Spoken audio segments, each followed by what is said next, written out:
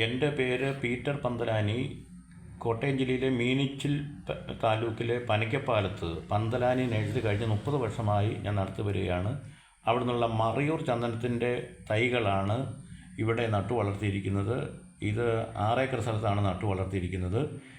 ഇത് 1 വർഷം പിന്നിട്ട തൈയാണ്. 1 വർഷവും 1 മാസം കൊണ്ട് കഴിഞ്ഞതാണ്. ഈ തൈക്ക് ഏതാണ്ട് 9 അടി 10 അടി വരെ ഉയർച്ചയുണ്ട്. ചുവട്ടിലൊരു 3 ഇഞ്ച് വരെ മണ്ണ് ആയിട്ടുണ്ട്. ഇതിന് പൊന്നാങ്കണ്ണി ചീരയും അതുപോലെ തന്നെ കൊന്നയാണ് ഇതിന് പോസ്റ്റ് പ്ലാന്റായിട്ട് വെച്ചിരിക്കുന്നത്.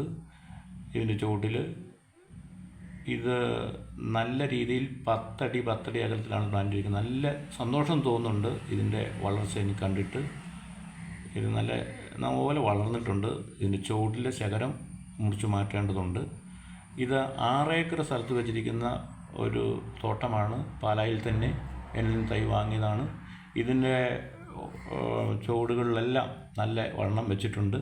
ഇതിന് നല്ല രീതിയിലാണ് 10 അടി അകലത്തിലാണ് ഇത് പ്ലാന്റ് ചെയ്ത് വളർത്തിയിരിക്കുന്നത്. ഇതിൻ്റെ വളർച്ച നല്ല രീതിയിലാണ് ഇത് വളരുന്നത്.